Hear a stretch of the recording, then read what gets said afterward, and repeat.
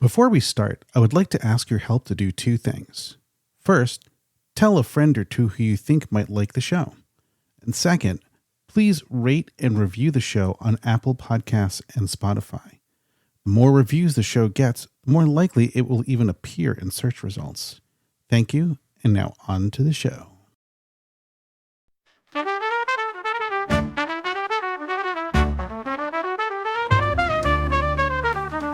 They make the trek out to Burning Man for a week and a day. After a lot of work, oh, there's a lot of play. Party, party, party, drama, drama, drama, bitch, bitch, bitch. Year after year, they come back to scratch that itch. They all say their lives have been changed. After many years, lives have been rearranged. That change is what this show is all about. You'll see the impact of Burning Man up and out. So sit back, relax, and cancel all your plans. These are the stories about the shadow of the man.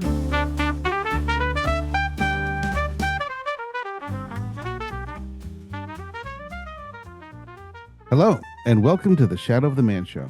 I'm your host, Andy. Wait a minute, it's not Andy. Today, our guest is Nicholas Powers. Or do you go by Dr. Powers, or? Only when I'm being naughty. So let's see how naughty we get, and then I'll be like, I'll switch into my doctor persona. Okay. So how does it all begin? Like, when did you like first hear about Burning Man? Like, how did you first go? Hmm. God, it's like 4 score and 7 years ago. It's like Abraham Lincoln of the desert. I heard these stories of wildness and people shooting guns in the desert and big explosions and a big effigy, and people were dancing around it like demons on LSD. And someone described to me like the scene of on the night on Bald Mountain from Disney's Fantasia. And Yeah. and there was just this beautiful dancing fire, and people were just kind of peeling off their mask and dancing with freedom and abandon, and it was wild. And then after a couple of days, everyone just led back into their regular lives, and there was nothing there to prove that it had happened. So I just heard these stories of like the burn. Did you hear about the burn? I was like, wow. And I think more than the stories of the burn were the way that their face lit up. Their eyes looked like someone turned on two flashlights in their skull. Like they lit up. And whatever caused a person to light up like that, I wanted to be around. So it was the classic moth to a flame theme, Mhm. where when you see this light in people's eyes, you just, like a moth, you want to go to it and you're curious, what is it that's causing people to just talk without even taking a breath about this event? So that happened in around like 2000, 1999, 2000. I began hearing, stories of the burn. And it would be at a party, it would be, with my underground friends, with activists and artists that, hey, did you hear about the burn? And, the internet wasn't very big then, so it was very word of mouth. So it's, in a kind of red lit corner of some party, people telling me about their experience in the desert. And then it really hit when I had a mentor, and he was a literature professor, and he was from the Bay Area, and he had a couple of friends also in the Bay Area, and they were telling him about Burning Man. And so they said, would you like to go? And I was kind of at this point revved and ready to go. I was like, yes, whatever this thing is, I want to go. And so there was this caravan leaving from Oakland, a big truck, van, cars, and we all got in. And on the way there, because it's like what, around like 6, 5 hour trip from Oakland. Yeah. And during that ride, the it was not only an introduction to the burn, but then a lot of the fantasies of the burn actually kind of dissipated, because while we were in the car, with the two founders of this camp that we were a part of, didn't really have an official name. They were telling me about their years at the burn and how they met at the burn and fell in love at the burn and kind of created this camp at the burn.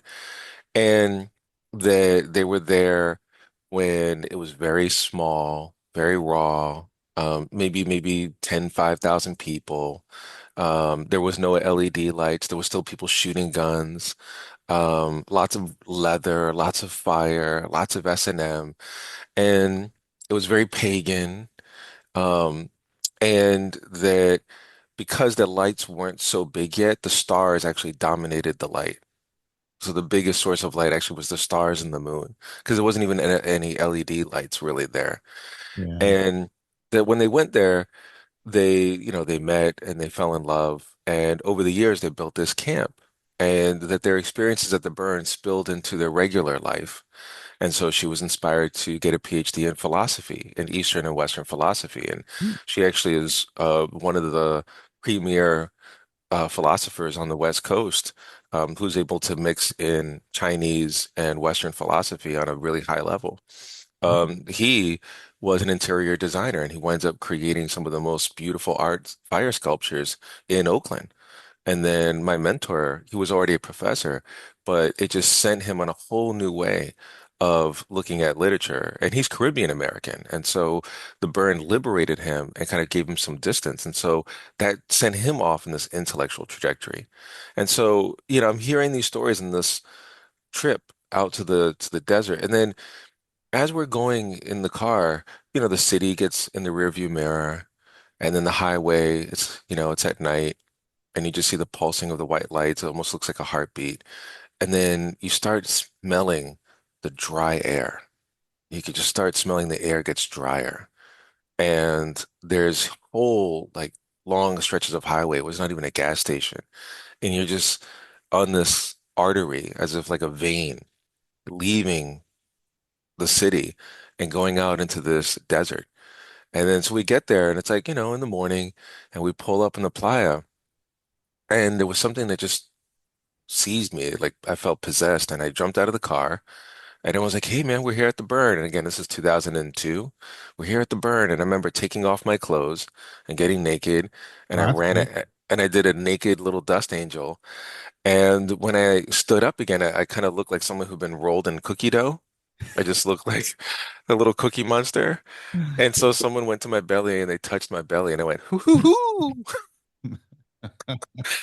And so bless them, they were very open. I came back to the car and I sat with my dusty butt on their beautiful, leather seats. And they said, wow, I think you're ready for the burn. And I was ready for the burn. Wow. Wow. So you guys drove through the night and you got there like in the morning? That's one of the most beautiful, if you can time that, that's one of the most beautiful experiences to go to the burn and get there at sunrise and to see, the almost like the oil painting of the sky growing in Well, front of you. this year, not by design, that happened to me because I Mm, got there on Sunday. We hit the line, the end of the line, it was like 2:30. And then I think of the 12-mile road, we got 6 miles in, but then it started raining. hmm And hmm then we were stuck. It was roughly about 20 hours. That's a lot, man. That's painful, bro. But the thing is that, Dude. like, in small little chunks, I mean, if you told me beforehand you're going to be sitting there in line for 20 hours, I would have been like, forget it. I'm not going. Yeah. U-turn. Like, Reverse Uno. no. Wow. But I mean, in the number of years, we always, because that's another thing about Burning Man, like the Black Rock City is a place where like best laid plans go to die. You know, so I mean, we always because I used to live in San Francisco, and that's where I first went with my brother. And then I now live in Hawaii, and I'd fly back there and usually go out of San Francisco. And hmm we always have these plans of like, okay, we're gonna get up early and we're gonna leave. It's about like 8 a.m. We're gonna be hitting the road, and then 8 a.m. comes, and it's like, I need to buy some more cigarettes, or Yeah. I gotta go to the store, or I want more cheese, And I'm just like, why are we doing this? And then we get to the store and like, how about this? And how about that? I'm like, no, no, we should go. And then like what winds up happening is that it winds up being like the middle of the night that we're driving because we take so long to get Yes, here. Like, yes. And your car is heavy with all this stuff. And you're like, and, oh, and I don't know about you, but when I it's do that kind so of, I don't know if it's anxiety. I don't know if I'm scared to go into like the the Running Man game, but like why it's like I don't use half of the stuff that I buy. And then on the way out, I'm like just giving it away. I was like, could someone Yeah. take this cake? I don't know why did I buy this cake? I have like Well, five chargers, but one phone and it's dusty and I haven't taken it out in 3 days. Like, what am I doing? I think it's one of those things. I don't know. We kind of play this game, with like, okay, if we actually pack the stuff that we actually use and we show people this is what I'm bringing to Burning Man, this is how I'm going to survive for like a week or 10 days, people would think you're insane. Hmm. Right? Because in the survival guide, it says like 2 gallons of water per person per day. It's like, yeah, cut that down to like, I don't know, half a 1 gallon of water a day is gallon, fine. maybe. It's like Yeah. showers, like, hey, yeah, Well, yeah, baby nap. yeah. What are those the wipes? I mean, if you Yeah. like just the right areas, it's like I mean, this year we went. I actually went from it was like Sunday to Saturday. My brother and I fulfilled our longstanding dream of leaving on Saturday morning. God bless you, brother. God bless you. Yeah, that's rough.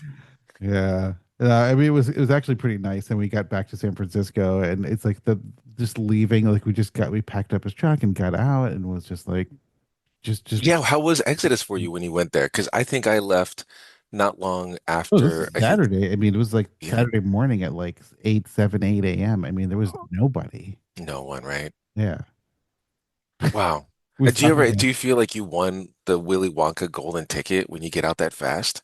Oh yeah. Oh yeah. We I'm just like, had a nice, just kind of just we stopped in Gerlach, we picked yes, gas, we just yeah, sauntered down the 447, we stopped in Reno and got a hamburger. yeah, And it's like, oh, we got all day. yeah, We're not in traffic. yeah. You're not like 9 hours in Exodus. Yeah. Yeah. What's the music you usually listen to when you have been like stuck in Exodus and you're like, okay, we're gonna be here for a minute. Do you listen to anything? Uh, well, honestly, all of these years, well, because I first went in 96. And then I went this year and last year. I went 24 and 25. But before that, like I took 13 years off. Hmm, So hmm, like so 2011 was the last time I went. And that was the first year it sold out. And then I went back in hmm. 2024 was the first year it didn't sell out. So I was like, Hmm. I just missed these like, uneventful years in Yeah, between. yeah.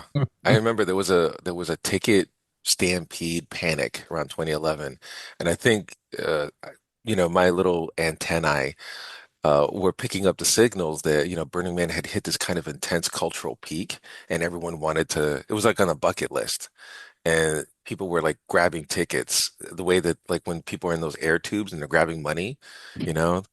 Yeah. And yeah, and then now I think especially after COVID and then a lot of cultural changes, it seems as if like the passion for Burning Man's kind of cooled off a little bit outside the burner world. I'm talking about the Yeah. the citizens, Yeah. the default denizens. Yeah. I mean, I think there's multiple factors, right? I mean, like, was it 22 was like a really hot year, and then Yeah. 23 was a really like the rain year, and I think Yeah. that scared a lot of people away. Yeah, a lot of people who came there who thought it was going to be an Instagram trip. And I remember that when it was really hot, and all of us were looking at each other like, what the f is going on? And someone asked me, like, is the sun closer? Why is it so hot? And we were just, and when the heat rides you, it's like someone put like a 50 pound bag on your shoulders. You just feel Um, hopeless. And you're yeah, just like walking around, dragging yourself. And then the other year, yeah, when it rained, but that was so festive. I have to say, like, really? as hard as that was, something about the mud burn was so magical because it felt like a big Brillo pad just scraped away like a lot of the glitter and kind of left this Huh. raw burn. And people just loved it because there was nothing really to do but to really connect with people on a survival tip. You needed, hey, I got some meat. I don't want it to go bad. Just take the meat. Someone else is like, hey, you're cold. We still have a functioning sauna. And so here you are with big clumps of mud on your feet, and you're cold and you're shivering, and you get to the sauna and it's muddy on the outside and it's muddy on the inside, but then the mud starts trickling off of your body as you're inside this baking hot sauna, Hmm. and you feel clean again, and you emerge like this butterfly from a cocoon, and you're just sparkling again. And you're like, wow, this is like all these transformations in the space of an hour. And it reaffirmed for me anyway a lot of faith, not even faith, I would say it reaffirmed who the burner community really is at the core, which is a lot of really smart people. I don't mean tech smart, I'm talking about like engineer smart and people smart. They Like know how to build intelligent, things. smart. Yeah, they know how to build things. They know how to keep like Mhm. keep the focus together, keep the group from going Lord of the Flies. And there's a generosity of spirit there. People really help each other out. I was like, wow, like, we could have descended into total like cannibalism here, and instead everyone's having a great party. And even some ways more of a party than if the burn was the burn, you know?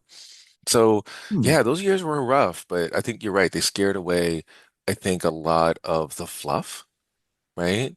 Yeah. It's really hard to be a sparkle pony when your feet are caked in mud and you look like you're about to get killed by the mafia, like just bricks on your feet. I think it's kind of hard, you know? Yeah. Well, I don't know, because one thing that what Burning Man's always been about for me is something I call it the connection, right? It's like Yeah. Burning Man kind of strips away these like boundaries that separate people. So when you get to the play, it's just kind of like raw. It's just human on human contact, and I don't know. Maybe that's what the rainy year kind of was Hmm. what we needed. To kind of get back to people like instead of people just like racing around on the playa, like going from like large music to large music and just like on like e-bikes, just like just it's just get cold and impersonal. It's like I gotta go to this DJ set over here and I gotta go to that DJ set over there. It's like people like slow down and actually connect with each other. It was. I think you're 100% right. And that there was, I can say it, when I experienced and when I saw other people walking up to strangers, talking, sharing food, sharing water, sharing a blanket, that the way the temperature of their eyes ch kind of changed, and they weren't looking for the wildness anymore, Hmm. right? There's a certain kind of giddy, Yeah. kind of like young puppy, kind of like I want to go out, I want to go out, and like kind of like jumping up like a golden retriever energy, like I want to go out, I want to go out. And then, but during the rain, during the mud burn, the eyes kind of didn't have that jumpy, jumpy. It was more like steady, hey man, we're all in this together. How are you doing? And it was like people's eyes were looking not just for the next big wild thing, but they were looking at each other, and their eyes almost like transformed into hands, and the Hmm. eyes were holding each other, right? And the eyes and the faces were holding each other, and they're like, "Hey, what's all good?" And that feeling of being held by another human being within care in the middle of all this slightly dangerous Mother Nature just stampeding through, that it gave people a taste of something that they were missing, and they didn't even know they were missing. Yeah. They're like, "Oh, fuck, this is what it means to be a human being. Holy shit. I didn't know that my heart needed this." Like my heart was like a flower that's just been like waiting for the rain. And then when the rain came, like your heart just like opened up, like it was thirsty for face to face, eye to eye. Hey, are you okay? Yeah, we're gonna get through this. Hey, everything's fine. Like that Yeah. vibe. And it Yeah. was really, really beautiful. And I think for the larger community, the larger burner community, it reaffirmed that, the burn is now maybe changing as the environment changes and the weather on the playa gets more predictable, that maybe people need to start expecting that the burn is not going to be the LED party, but that the burn is actually shifting to a survival burn. And you're actually going to have to expect rain, hurricane dust storms, and that what you're going to get out of that is human solidarity. Yeah. Yeah. Not the fun Instagram party, but the human solidarity. And that be prepared that that's really what you're going for now. You're not going for the party anymore. And I could definitely like separate like the wheat from the chaff too. People just like, hey, we're Yeah, going for a party, you know. Maybe that's what needed. It needed a little mud to kind of slow everyone down. Kind I of. think so. I think so. I think, in some ways, this is an odd analogy. Maybe this is just coming up because our conversation is so beautiful and free flowing. But I feel like COVID did that for society at writ large. Yeah, I yeah. think COVID slowed us down, and I think a lot of people's lives changed for the better. We lost a lot of people, but we also, a lot of people's lives changed for the better because they had a moment to slow down and ask, like, okay, I'm not at my 9 to 5 anymore. I'm not stuck in commuter traffic. What do I want to do with my life? And for a moment, we were all getting those government checks, and we were asking ourselves, like, okay, all right, I can't go to work. Work has been scaled back. Um, my rent's kind of paid with the government check, but what do I really want to do with my life? And a lot of people came out of COVID and they quit their jobs. They either got divorces or they got married, they had kids, they got pets, they started hobby, they started arts. And some of that, obviously, because people are people, fell off and people kind of got plugged back into the machine. But a lot of people never went back to the machine. Oh A yeah, lot of people never went back. They're like, no, you know what? I had a moment of what it feels like to be in a different world, and I'm never going to go back to that default world. yeah. I think also, I mean, a lot of people it was pretty like negative for them too. You know, they're just kind of Hmm. isolated and Hmm. hit the bottle Oh yeah, we lost that. There were some people who are hermits or yeah, introverts, and introverts part of the human's personality spectrum. That's fine. But some introverts, I think, fell into hermetism and they never got mhm, out. So I think we definitely lost some people. yeah. Well, hopefully, coming back out to the playa because I know. Come on back to the light, people. Come to the light. I feel like that movie Poltergeist when the TV says on, come to the light, come to the light. oh man, that should be a for Burning Man one of these years. You know, like the other side. The other side, they're gonna stumble into Burning Man like, this is what I didn't know this was here. So when you first went in 2002, is that you because you live in New York City now, right? So you've always lived in New York? Yeah, yeah. I'm a creature of this shitty city. Mhm. I know I love the city. It's like if anyone really, really has been in New York for a while, you love New York, and you hate New York, and you have a weird relationship with the city. But yeah, I was born Yeah, here. New York, yeah. But Because I went to high school. I think I told you about that, or we were texting. yeah, So I went to high school like in the late 80s. oh, you got a good one. Well, it's funny because like a couple of decades later, I was watching one of those like VH1 was like, this is the 80s kind of thing. And they were like, New York City, 1980s, the worst crime in New York's history. And I was like, wait, what now? Yeah, yeah, And then I was like thinking back and I was like, oh, yeah, yeah. it was kind of fucked up.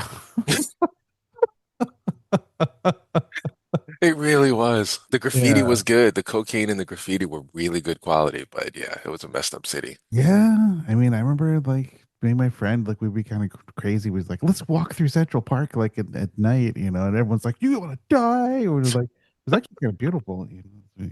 No, it's good. There's moments of just like emerald experiences in the city.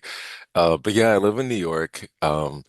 And I have West Coast friends. Again, because the mentor who I knew, um, he was from the Bay Area, and he introduced me to a bunch of other people who've stayed now my friends for like 20 some years. And so that's how I got introduced to the Bay Area, Oakland specific burner community. And so then 2002, that was my first burn. And I've been going pretty much consistently. I took 2 years off, like I think 2004 and five, because I did a trip to Europe with a partner at the time, and then I also reported from hurricane hit Katrina, New Orleans, right? Mm, And yeah. so, and working with the activist called Common Ground at New Oh, Orleans, cleaning out homes and interviewing people, and then the following year went back to the burn. And I think my relationship to the burn change was like basically in three stages because the camp that I went with, the couple that I was with, they were the two pillars of the camp. Like they held that camp together. And then when they broke up, the camp kind of imploded. And yeah. like so, and it wasn't acrimonious, but it was just they broke up. And so I went for a couple of years lone wolf. And at that point I knew enough about the burn that I just had enough food, I had enough water, I had my tent, and I would just kind of find places And I would say during the lone wolf years, there were just incredible experiences of self-reflection and also loneliness. Going to the burn by yourself Yeah. can be an incredibly lonely experience because it's almost like being on the other side of a plate glass window of a restaurant and looking at people eating, you know? Yeah. And so I'm looking at everyone who's already in like these camps and relationships and couples and everyone just having connection. And I was on the outside of it, because I was just, I mean, I've made connections, but they were very ephemeral. Like here, hey, what's up? And it was very passing in the dark Did it feel weird connections. like going into some place new where people didn't know you and you're like, hey, how's it going? And they're just like, hi, Well, burners are generally, everyone was very friendly and open. I would have great conversations. I mean, sometimes like soul-moving conversations, by the man, or it's a beautiful art installation in deep playa and have these great conversations. But then, we'd go back into the darkness or back into a dust cloud and I wouldn't see them again. So for 3 to 4 years, my experience of the burn was intense, passionate connections and then separation and never seeing each other again. wow. Yeah. And that was for 3 or 4 years, lone wolf, right? And that was needed. But then I did this workshop, and there was a South Korean sister, and she was doing this workshop, and it was about like, hey, people of color, what's your experience at Burning Man? And I've never heard anyone do a workshop about that. I was like, oh, interesting. What was And I this? sat, What was that? this must have been like 2000 and maybe 11 or 2012. Oh, okay. But it was really early, and I remember she asked a question. It's like, well, how do you feel as a person of color at the burn? And I thought about it, and there's a few experiences you have. Some are really funny, and then some are a little bit awkward, and then some are just racist. And you kind of you're like, all right, you just kind of like flow with those experiences, but I didn't have a container for them. And when she asked that question, I remember thinking, here at the burn, I feel weightless because a lot of the kind of subliminal, I guess what we call microaggressions, but just kind of like the subtle racism that you experience as a person of color in the default world. Hmm. Again, I don't want to like cry wolf and I don't want to play the world's smallest violin, but it's just the bullshit that you get to, right? And that here at the burn that was mostly absent and you really could feel free. And so this is an experience I've had. Like I remember being at this one art exhibit about that looked like swimmers. There was a strobe light, and there Oh, were yeah, I remember swimmers. that. Yeah, yeah. Yeah, and it was this one sister, a black woman, this one sister, and she was like staring at it, and we are both microdosing, and so our brains were kind of floating in this kind of bubbling rainbow of feelings. And I said, "How you feel about this burn?" And she's like, it's really nice because I can just be seen for me." Right. And it's interesting because it was really dark and all you could see really was our eyes in the strobe light of our face. And so it's like as we're talking, it was like you could just see like these portraits of our face and different feelings. And so then again, we separated and we went our separate ways. And so as I sat there at the workshop, I thought, I wonder how other people of color feel and would there be, do we need a camp so that we could talk to each other about this? And so my second stage of Burning Man was when I created the People of Color Camp. And at first, it was just like a rug and a cantaloupe. And eventually, people started to come. And as they came, they asked me, like, hey, it's just you here. Would you like for us to help build this camp? And I said, please. And so from about 2014 to 2024, the camp just scaled up. And so over the years, I would say about 200 to 300 people of color. I'm talking like Really? Latinos from Venezuela and Colombia, Puerto Rico, Dominican Republic, people of African descent, Black Americans, recent West African migrants, Caribbean Americans, Jamaicans, Mm. Haitians. Um, Asians speaking Mandarin, Asian Americans, Chinese Americans, Vietnamese. Um, Everyone was coming to this. And so it became like this little UN in the desert. And the people of color camp has grown now to like one of the, it's not like costume cult. It's not like a huge, huge camp, but it's become a node, like a hub for a lot of people of color to come through. How big is it? You said like 300? That's Well, huge. no, not at one time. I would say like at the most it's about like 50, Oh, 50 okay. people at one time, but 300 people over the course of years. And Oh, so that was my third stage, I'm sorry, second stage of the burn was to build this camp and be like a daddy, right, to the camp. And in the past 2, 3 years, the camp has grown big enough and people have been part of it that it was actually during the summer that Joe Biden dropped out of the race and Kamala uh-huh. Harris had that one brat summer. Oh yeah.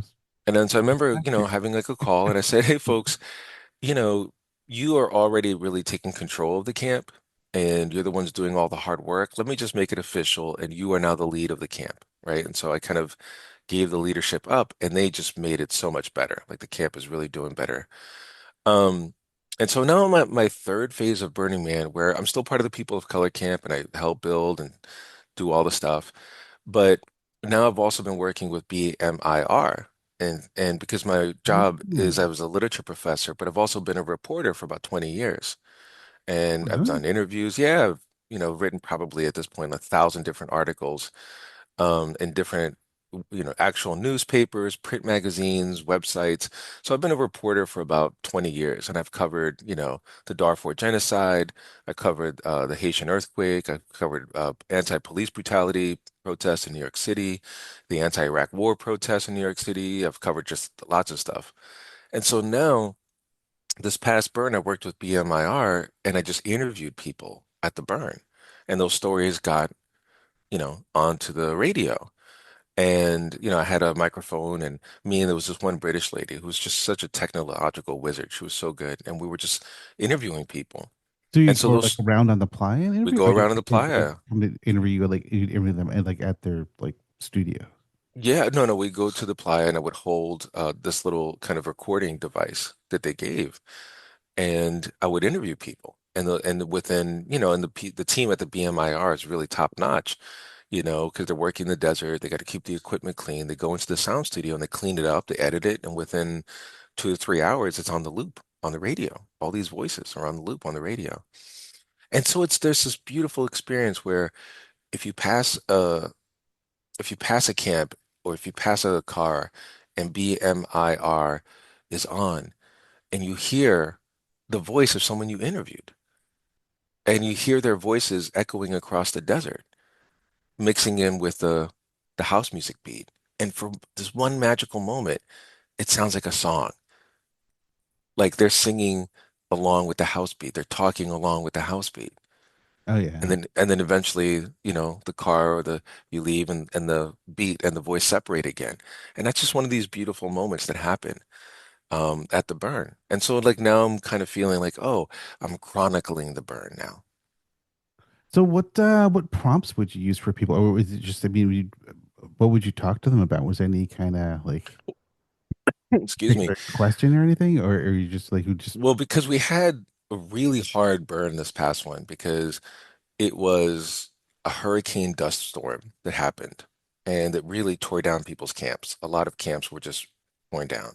Then after that, it rained. And then after that, we had like another, not the same size, but a pretty sizable dust storm. And so it was only, and so people had to rebuild the camp. And so we are asking people, how are you feeling about this burn? How are you feeling about having to rebuild your camp?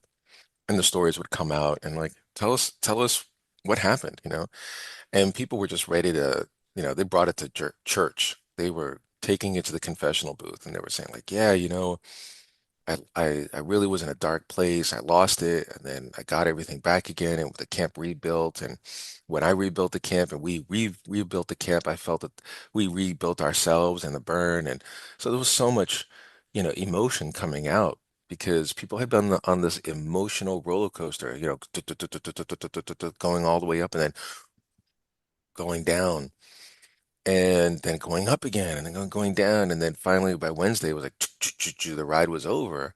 The weather ride was over. yeah. And that's a lot of emotions, and people just needed to express that ride. Yeah. I mean, that's something because I was doing some like recording out there this year too, and I mean, some people they're just like not interested, but like the people who like once you get them talking, Hmm. you want to talk. Oh my God, yeah, they were spilling their guts, and I was just like calling Dr. Freud, pull out a couch and Yeah. So get what me a I hit. was doing, so I came up with this whole because the whole concept of my show is it's like the impact and influence of Burning Man on people's lives, right? And so the standard show is like, anywhere from like 45 to 75 minutes. It's basically it's however long like my guest wants to go for, you know. Hmm. Um, so I came with this thing on the for the playa where I call it the shadow shorts challenge, where I'm like, okay, I put 5 minutes on the clock. Like, what's Burning Man's influence on your life? Go. Nice.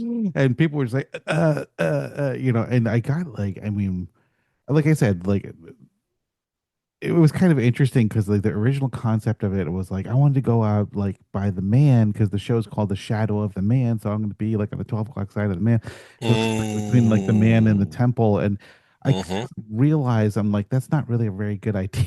Like, well, one because like the equipment I have is like is a lot of like wind noise, so Hmm. like, half of the recordings is like Yeah. like I can't use that, and then the other part of it was you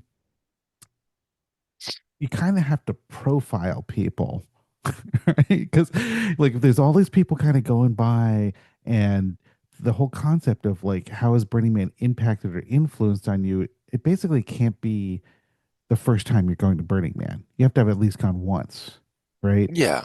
100%. Like, and so fairly quickly it was like me and my brother, and we could kind of pick out like from all the different people like walking by. We're like, how about that one? No, that one, no, that no. And so then after like the first day or so, we were just like, okay, like, what are the criteria for like just visually looking at someone and telling like if they've been to Burning Man before? It's like number one, uh, they're too clean.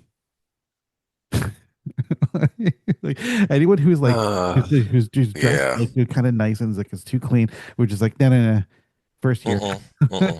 Mm-mm. Another one was they're wearing what we call the uniform, you know, like Yeah. Bring it the home. the Yeah. captain's hat or the furry jacket. It's like we all. I mean, you kind of know it when you see it, But like anyone Hmm. who's like anything like unique kind of outfit, we're just kind of like, oh.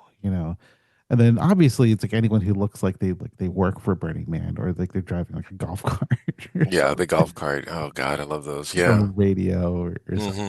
like that. But it was interesting talking to all these different people and like getting all these stories. I mean, there's people from like all over the place. Yeah.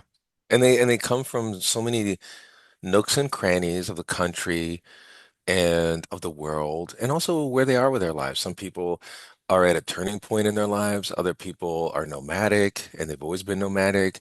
And this is one kind of festival among many, many that they go to. And other people have very structured lives, and this is their steam release for the year. Mm. Um, and and then other people wind up discovering something about themselves in the desert and they can't let go of it. And now their whole life has to change because of what they've discovered about themselves. Oh yeah. So, and then other people are starting families, so they bring their kids to the playa and they're passing on the inheritance of chaos and, pleasurable anarchy to their kids. And their kids are like, oh my God, this is like just a big playground. Mm. Mm. And yeah, so the Burning Man, I think, is it's kind of this ephemeral big mirror. It's like the flat desert is a big mirror, and it's a magical mirror because when you look into it, you see a little bit more of an honest version of yourself and or who you could be or who you were. So you see these alternate images of yourself or reflections in the mirror. And when you're faced with that, sometimes the image in that desert mirror actually comes out from the burn and actually grabs you. And it's like this is who we have to be right now. And you learn a lot, and then the mirror vanishes and people go home and you have to kind of reckon. It's like, okay, well, now I know this. What do I do with that knowledge? Yeah. Well, maybe kind of like what we're talking about before with the 2023 with the mud year and just people just kind of slowing down. Like, I don't know. Maybe that's just kind of another sort of a analogy or something for Burning Man. Like it just sort of slows you down. Like it takes you out of that screen, like Hmm. Hmm. it presents you like face to face with other like human beings, like the contact which we kind of separate ourselves off from like in everyday life, and then now here all of a sudden it's like, no, no, this is a celebration of, it's like get out of your comfort zone, like go talk to somebody. Yeah, and yes. And I think when you talk to people, it's like your two voices, the two stories, your story and the other person's story are like these two sticks that you rub together, and this little spark and a little fire emerges. And you have a little human warmth, and you have a little dangerous spark. And you don't know what it's going to turn into. It could turn into a lifelong friendship. It could turn into an argument. It could turn into confusion. It could turn into sex or love. It could turn into art. It could turn into mysticism. But, when people are on the playa and they're rubbing their voices together and their stories together, these little sparks kind of flying out. And then you remember, oh, yeah, this is the joy of being alive. Like you get to learn more about other people. And all of these kind of stories get knotted together and the sparks start flying. And then the more that you do that, you bump into people and you hear the strangeness and the lewdness and the fascination and the sublime. And then, you're like, oh, wow. And I think it's refreshing because then the world gets larger, you know? Oh yeah. And as the world gets larger, because that's the thing is like you said earlier, um, the people from all over come here and they're searching for being anonymous. And yet, even as they're being anonymous, when they meet someone and they really want to talk, they're more than happy to tell you about their real lives. And so there's this odd, And what almost you kind mean of by real life, it's not so much like the my life in the default world, but just like the real. the real me, yeah, who I really either want to be or what I really feel. Yeah. And as they're telling you about how they really feel, yeah, you may hear that like, oh, this person's like, uh, you know, a Russian Instagram princess, or this person's an engineer, or this other person, was kicked out of their home at 9 and they've been basically on their own and they're doing fine. And this other person, just got a divorce, or someone else just got married, or someone else just had a kid, and this is how I feel about it. And so the details of their life may flow into it, but it's not about like, what do you do for work conversation. It's more like, no, this is what I'm really feeling about all these things. And that's when you just really discover more of the world through these stories. And it's just a beautiful experience. I don't know how many times Oh I've yeah. had conversations at bars and people would just open up and tell me so much about their lives. And I feel that because you're not at the 9 to 5, you're not surrounded by people you have to be careful around because they're your work colleagues, or because of politics that you have to be careful and guarded. And, I heard so many beautiful and poignant stories about this like one guy. He's like this middle-aged man. He was at this one bar and he was telling me about how he's caring for his partner, and his wife was bedridden, had a really severe illness and had it for a few years now. He was exhausted from caring, and so that's why he came out to the desert. He wanted to feel lust and love again, but he felt guilty because he didn't want to betray his partner. But obviously, they haven't been able to be intimate for years. And, you could just tell that he was torn. And it wasn't that he was searching for an answer, but he just wanted to tell someone, you know? I remember being at center camp and this one Indian American, South Asian American woman who I kind of knew. She was like just someone who I knew in the circles. And she came up and she had these tear streaks coming down through her dust-coated face. And she was at this one workshop, kind of like a holding and kissing workshop. It wasn't the orgy dome. It was just like this workshop of intimacy. And in the middle of it, she had these flashbacks and she recalled memories of being sexually abused by her grandfather.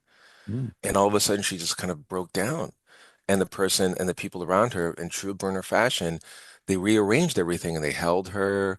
They asked her what she needed, and she just needed to be held and to know everything was okay because these memories were blowing through her like a hurricane. I mean, just tossing her all over the place.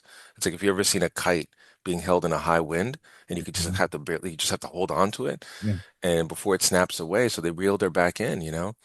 And she actually was grateful that the memories came up because she was always wondering why she had so much trouble with intimacy. And so she was telling me this. And Huh. so, the beautiful thing about underneath the glitter, underneath the hard crust of glittering LED lights and furry blinky coats and fire belching art cars, there's this river of sorrow and a new memory flowing underneath like an underground river. And if your ears are tapped into that, you hear it because it's there at the burn that people finally have the freedom and the space to be authentic with themselves. And sometimes things come through that they didn't even know were going to come through or that they didn't even want to share. But because they're in this place of freedom, it's not just freedom to be hedonistic. It's not just freedom to have pleasure, but Yeah. it's also the freedom opens up and all these other unexpected sorrows, memories, shame, pain, confusion, ideas that are scary. All of this comes up, and it's just like coughing up cats and dogs, coughing up snakes, coughing up spiders. And then they're all out there. And then you're like, wow, this is also who I am. Now, Yeah. and Well, enough like, people go through that that's actually a part of the burn. oh yeah. Because it just made me think of something because I often heard like when you sleep, like, the whole purpose of sleep is for your mind to Hmm. your brain is to kind of get rid of like it's like to kind of detoxify or to kind of coordinate your thoughts and put like memories like into place and to kind of to deal with like the mess and if you're chronically sleep deprived it's like it's very unhealthy. I think you can actually die from that, right? I mean that's Yeah, like you can. Yeah. torture, right? Hmm. Yeah. Hmm. So perhaps like when people go to Burning Man, like we're saying, it's like people can slow down and then like and through having Mm. conversations like he was like, oh, this person was telling me these things, and the whole thought in my head I was like, maybe they're just realizing these things for the first time as they're telling you. That's 100%. It's like you were there. It's 100%. The people, that's where you can see the honesty lighting up their face again, like two flashlights in their skull, Yeah. is because they themselves did not know. This is not rehearsed. This is not a theater script. They did not know that they had this inside of them, and they're just as shocked as the person hearing it. And then they say, thank you for bringing this out for me. I'm like, I Exactly. was just Yeah. listening.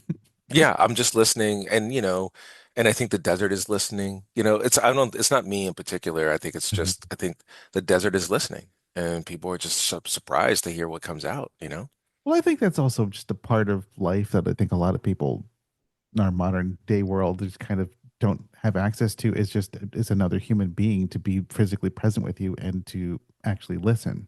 Actually listen. Not to just Yeah. have like their phone in front of the hand, like, yeah, yeah, yeah, yeah, yeah, sure, whatever. Yeah, yeah, that space of anarchic empathy is, I think, shrunken because, the phone is in front of our face and it's addictive. I'm as phone addicted as anyone else, but I know it and I definitely try to turn it off.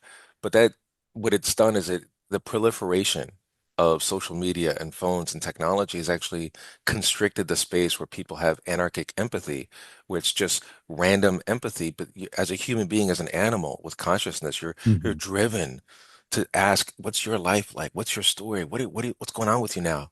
You Yeah. know, talk to me, sis. Talk to me, brother. Like, what's happening?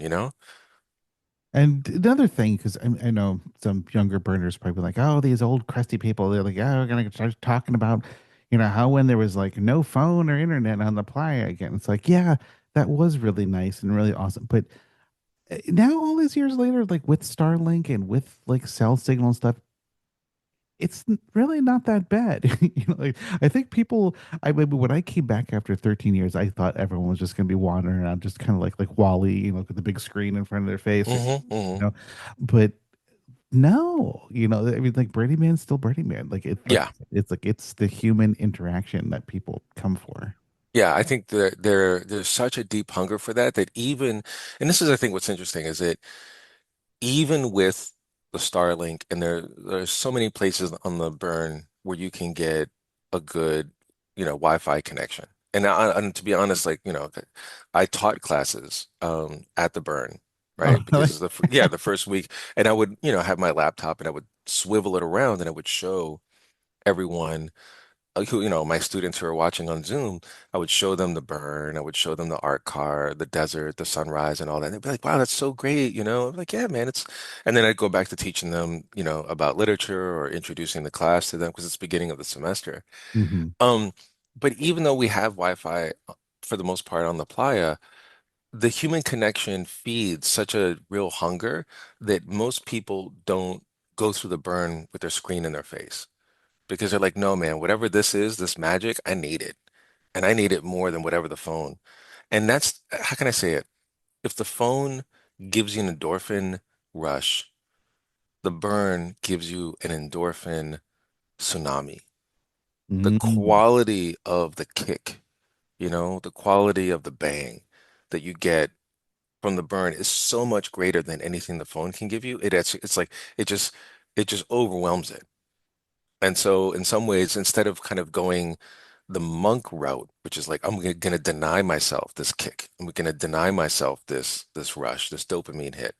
It's always like, no, why don't you just get a better drug? You know? Or you can also learn to have a better relationship with the phone. Yeah. Just to realize it's like, oh no, I mean, it is a useful tool. I mean, like you said, don't be like a monk, like, oh, I'm just going to throw it away. Yeah. But it's like, no, I mean, it's like a tool, like everything else. Um, so what what class do you teach? I was just imagining like your students just being like, "What? He's at Burning Man? No fair. I want to be there." It was so funny. One time, um, I came into the classroom and I heard this like really good house music. I was like, wow, that's some good stuff. I was like, what is that? She's like, oh, it's a video of Burning Man. I was like, oh, wow, well, that's I hope you like it. And I'm like, why are you looking at a video for Burning Man? They're like, well, we're seeing if we can find you naked. So I walked over to the student and I very gently closed the laptop. I was like, none of that, none of that. And so that was, Okay. kids are wild. They don't give a shit. They will try to find anything if they think you're an interesting human being. They're like, what's more? How did this person become this person? And I think that's the eternal question of youth. They look at adults and they're like, how did you become you? Because I'm going to be someone someday.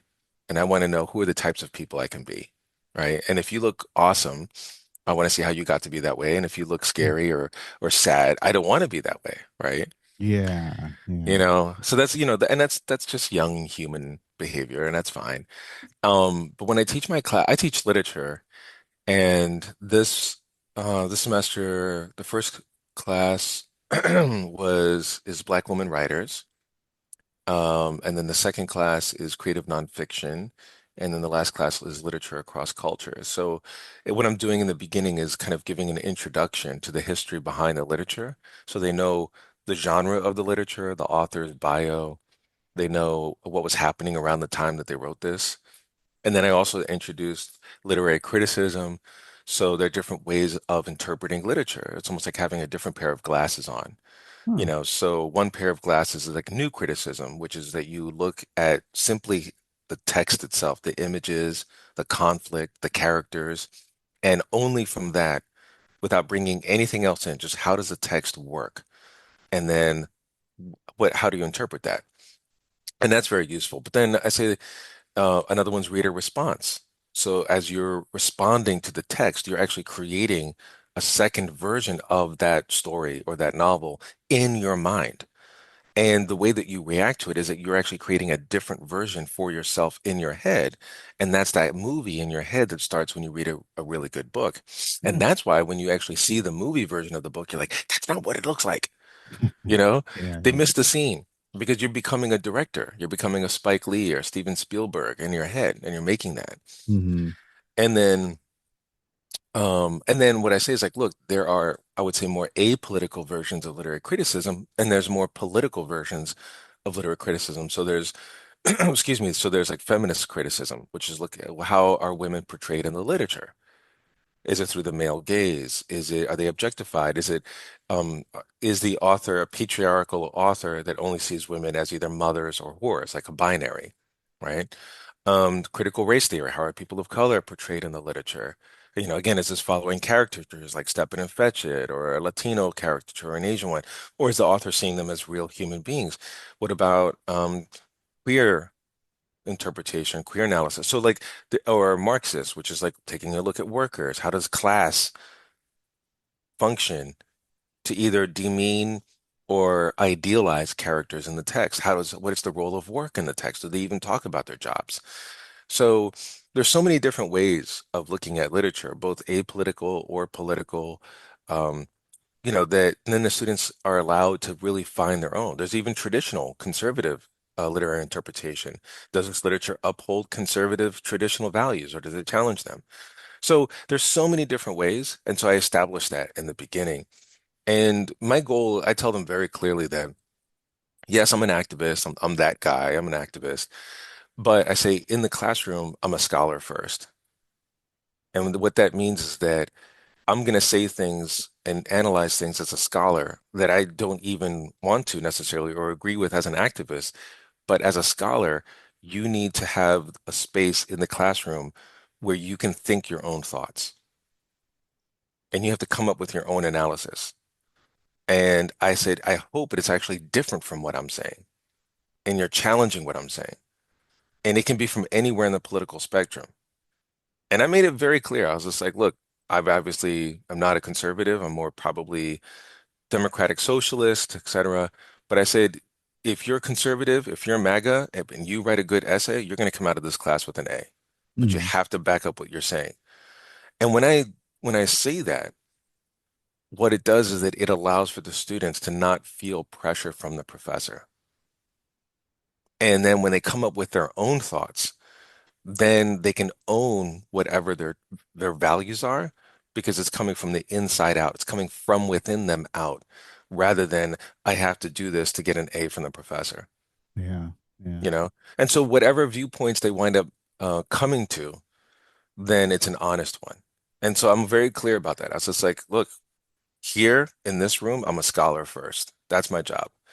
And then I also tell them the last thing I tell them is like, like I'm a father and I started my fatherhood journey a little bit later in life. And so when I look at you, I imagine what would your parents want for you?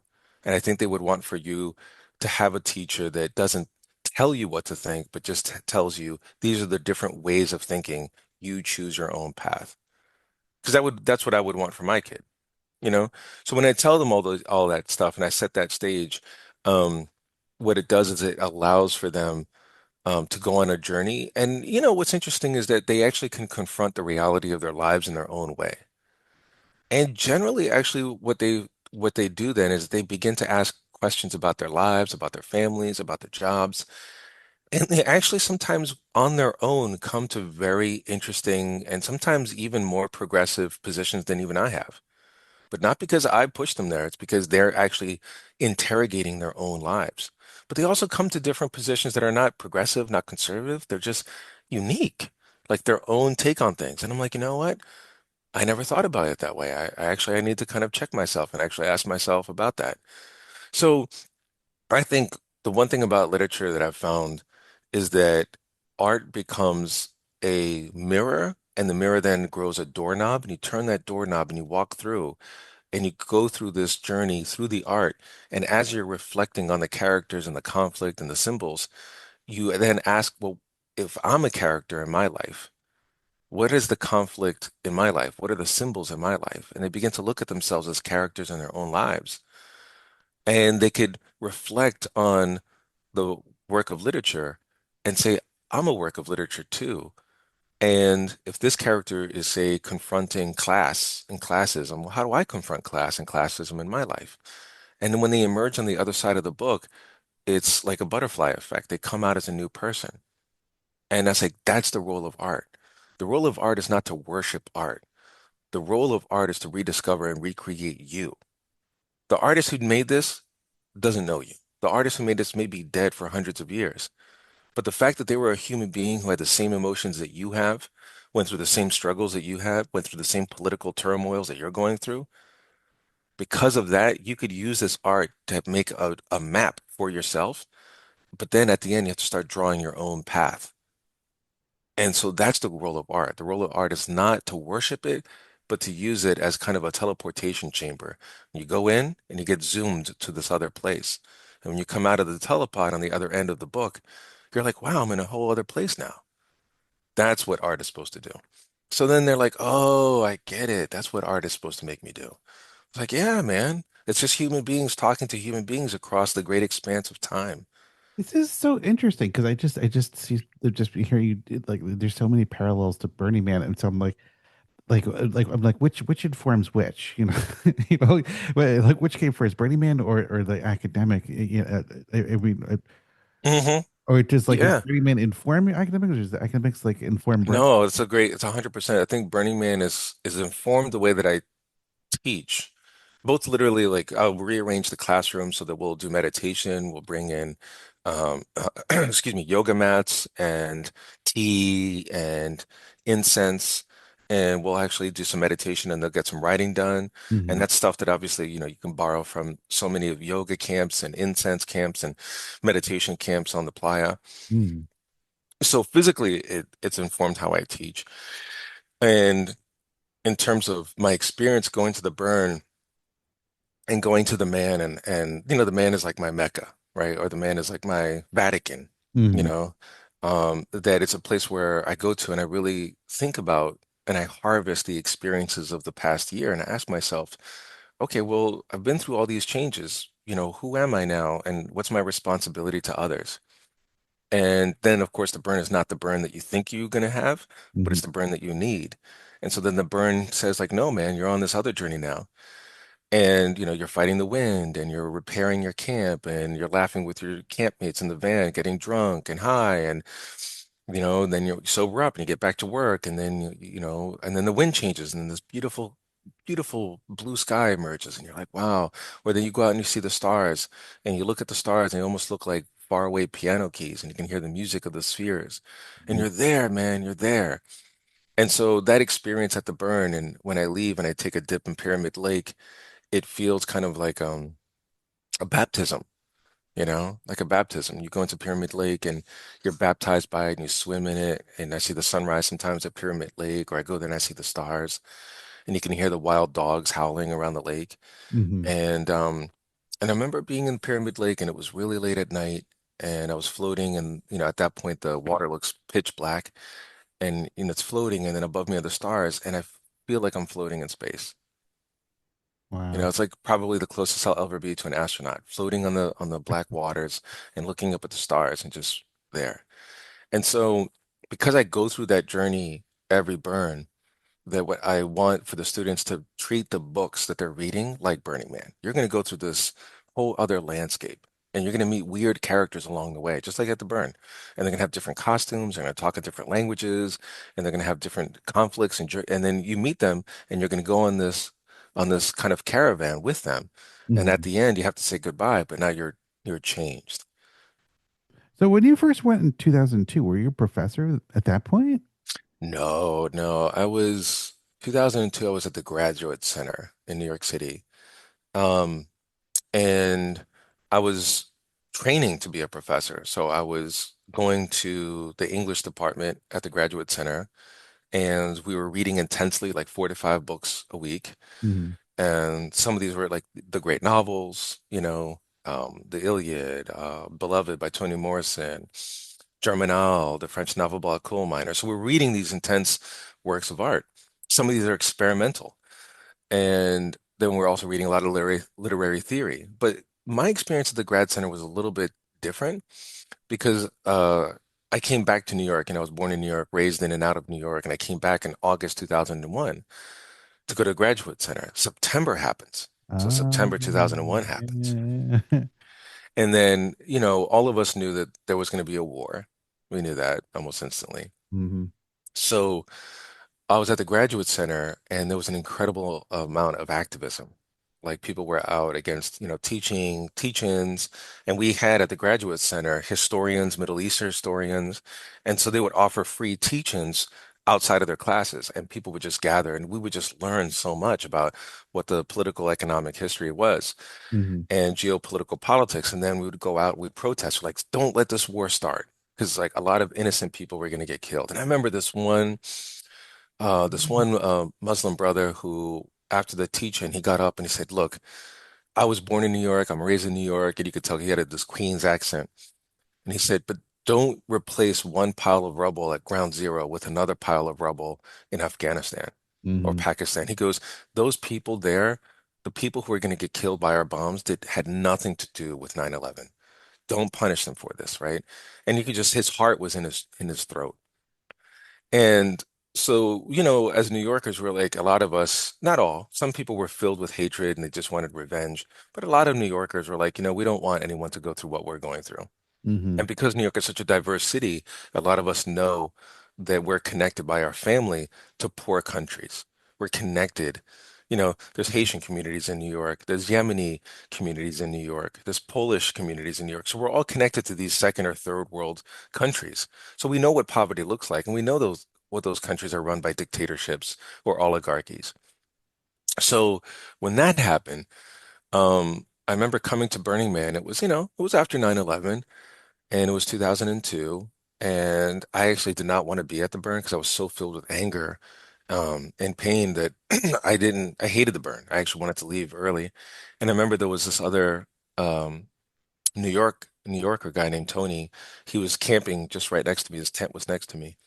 And I was like pulling up stakes and I was like, I got to get out of here. And he goes, "Hey man, are you from New York?" And I was like, "Yeah, man." And he's like, "Are you okay?" And I knew what he meant. He was talking about 9/11. I was like, "Nah, I don't think I really need to be here." And he came over and he gave me a tab of acid and ecstasy. And he gave me a hug and he said, "Look, I'm not going to say that this is not going to cure you. It's not, but it's going to open some doors." And he gave me a hug and he gave me it and I took him. And I remember just leaving the camp, wrapping myself up in a coat, and I walked out to the deep playa and I hopped over the trash fence and I kept just walking. I didn't know where I was going. I just kind of followed the stars. And the acid and the ecstasy kicked in, and the stars started to kind of seem like they were falling from the sky. But they were falling, it felt like the ash and the people from the Twin Towers. Like it felt like I Wow. was watching like it all over again. And I remember just crying. And I collapsed on the desert to my knees and I punched the desert and I screamed and my tears were making a mud puddle. And finally it just bellowed like a wounded wolf, just bellowed. And then I just arched my neck up and I just howled. And then after that last sound reverberated through the desert, I just felt clean. Wow. I just blinked and I looked around and my face was a mask of, dust and tears. And I got up and I just felt clean. And I looked and I saw there was like this bonfire back at the deep playa. And I went back to the city and I got to the bonfire and I took off all my clothes and I just danced around this bonfire. It wasn't the big man burn, it was just this bonfire. And it was beautiful and I just sweated it out. And the whole burn after that was magical. And when I flew back to JFK Airport, I was still covered with dust and I had my poncho and I had big long dreadlocks at the time. They still Mhm. had dust in them. And I remember standing at the air train platform and then at the railroad platform, and I felt my body was open, like I could breathe again. And I felt loose, like all the tension from 9/11, all the tension from the fear was gone. Mhm. It had been burned out by the burn. And I looked around at other New Yorkers, I could tell that they were still tight. They were still Yeah. scared. It was like their bodies were an iron coil. Just People look at you like you were weird. no, because at that point in New York, everyone was just kind of flinching and looking inward and scared, worried there was going to be a bomb that was going to go off or something else was going to explode or more people were going to die. And so I remember very clearly how different, how healing that first burn was. It was partly the psychedelics, it was partly the burn, it was partly the stars in the desert. All of that came together to this magical moment. And I think that it accelerated my healing from 9/11 by 5 or 6 years.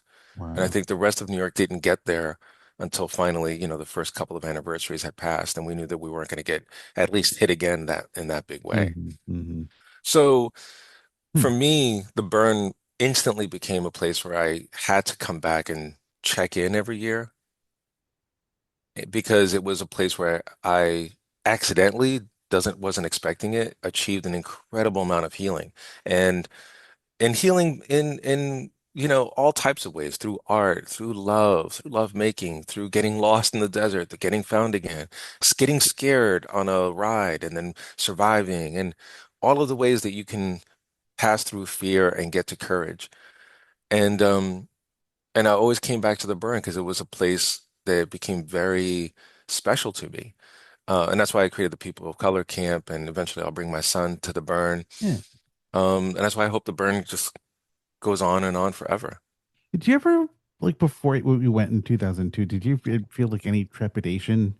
I know that some black burners, some from burners of colors, like, oh, that there's all these like crazy white people in the desert and they're burning shit.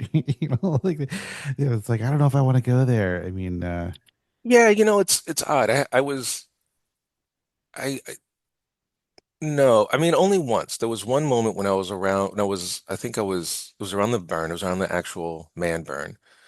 And I remember for a moment, because it was very, it felt medieval, right? I was the flames were as high, huge high, 3 to 4 stories tall, and you could feel the heat scorching you. And all of us were naked and kind of roaming around, circling the fire, and people were chanting, and it was a strange, like a medieval liturgy, and people were screaming, and their eyes were dilated, so they almost looked like human sharks. And for one moment, I thought, like, it was almost all white. And I thought, oh my God, what if they see that I'm not one of them and they turn on me, right? And it Uh, was a moment of paranoia. And I realized, no, these are not that kind of, these are not racist. That's not that. But what I realized, like, oh, that's a memory that I have from my people's history. mm, And that it needed to come up for me to realize, one, that's not who the burners are. mm, And then two, it was actually good for me to realize that that was one of the many fears that I have as a man of color in the United States that has a history of lynching, has a history of, abusing and killing people of color, Native Americans, African people, Latinos, etc., Asians. And so once that fear passed, I could throw that fear into the fire too. And I just kind of, circled it with everyone else. And then I think the other thing that the burn taught me is that it reaffirmed something that I was learning throughout my life was that being born and raised in New York, but then spending time in Pennsylvania and spending time throughout the country, and I see what it did is that it exploded this idea of like monolithic whiteness.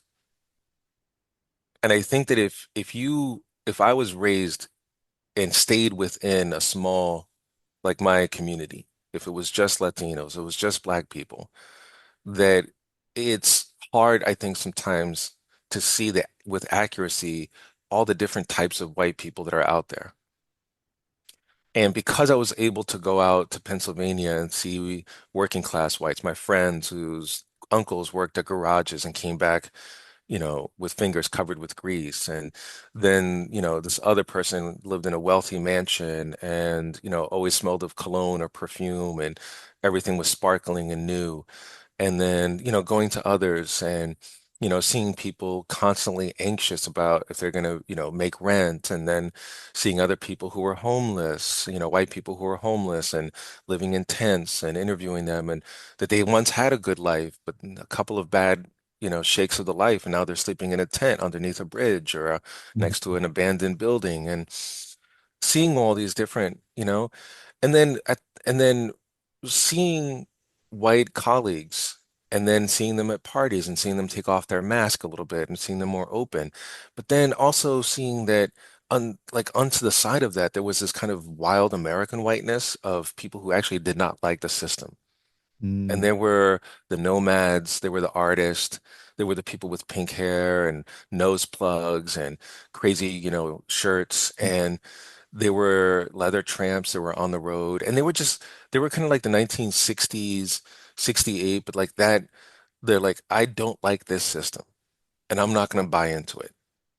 And they're like, I just want to be free. Like, I want to be free to do my own thing, even if it means that I'm never going to have security. I'd mm, rather not get a constant paycheck, but I'd rather be able to like make my own life. And I would talk to them late into the night until the sun rose, and they would tell me their story. And it wasn't tragic, it was heroic. Like, oh wow, like they actually chose their life. yeah, yeah. And then at Burning Man, I also got a sense of what I would call like indigenous whiteness. In other words, that when I was there at the fire, what I would see was almost like, oh, these are how Europeans acted before Christianity. Ah, This is like a flash of paganism, mm-hmm, right? Like there's a fire, there's drinking, there's psychedelics, there's nudity, there's sex, there's wildness, there's freedom. And I was like, oh, this is a flash of that pagan European kind of tradition that was smuggled underneath the cross, that kind of had to be hidden, mm-hmm, as the church took over. And so I think what it did is it made it much more human and much more kind of complex.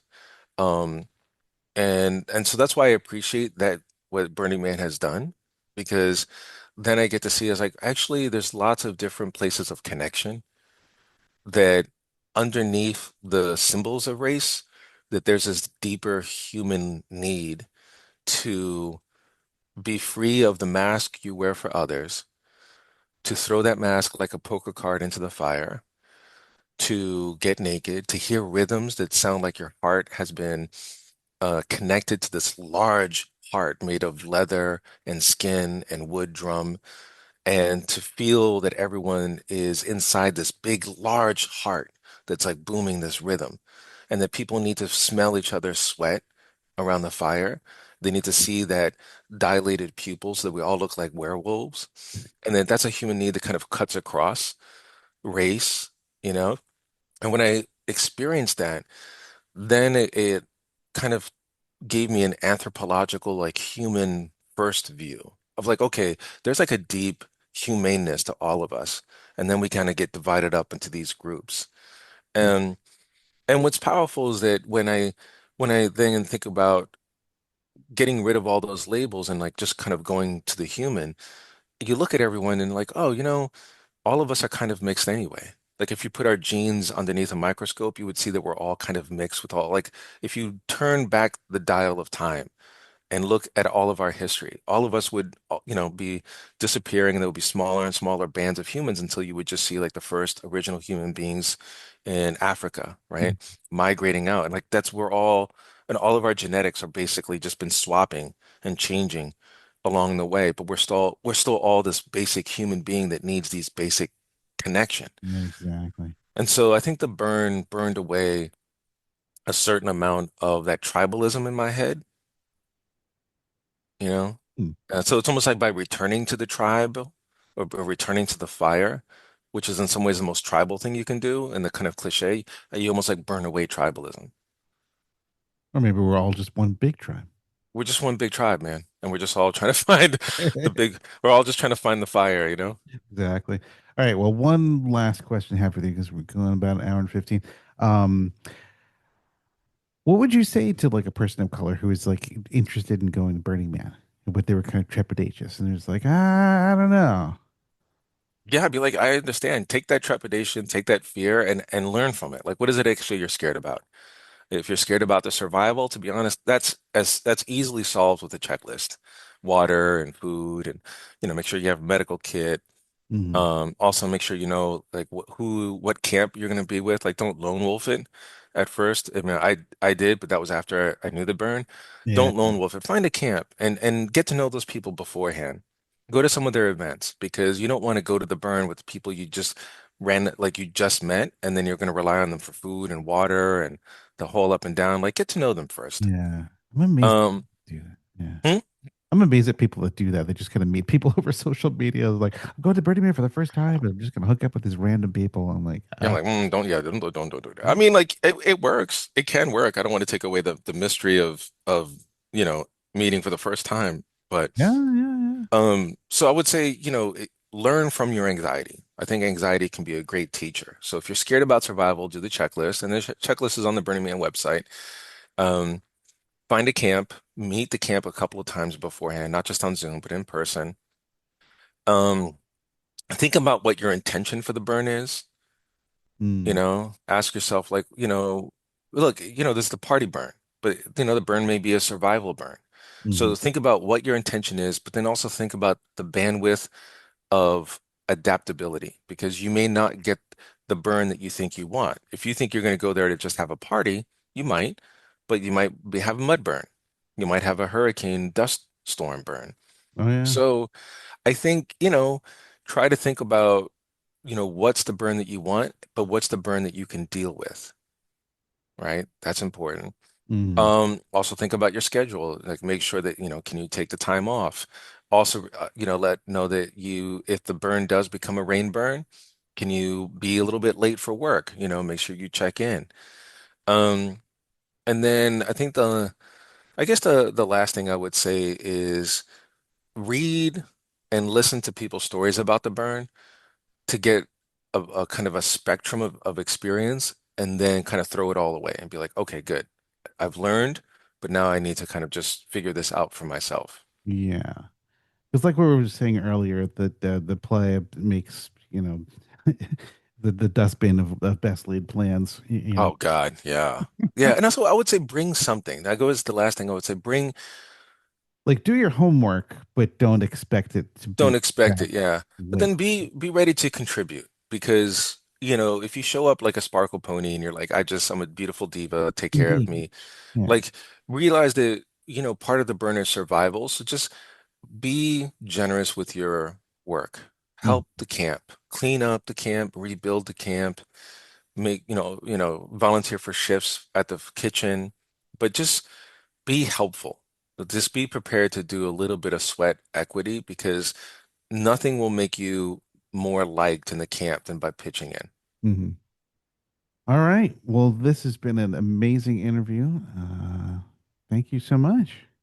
Thank you, man. You're awesome. This is a good flow. Thank you, brother. Thank you for listening. If you enjoyed this show, please subscribe, rate, and review it on Apple Podcasts, Spotify, or wherever you listen.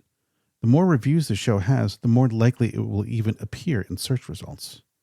Also, please tell a friend and share this show with anyone that you think might like it. Word of mouth reaches quite far, especially in the Burning Man community.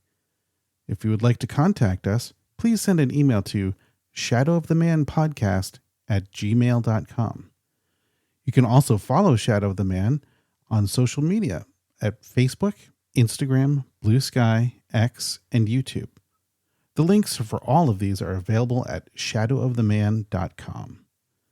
Feel free to use any of these social media accounts to provide any feedback you might have. Your thoughts on the show are greatly appreciated. Thank you, and see you soon for a new episode of The Shadow of the Man. Thank you for listening to this latest show. We have to make another one, so gotta go.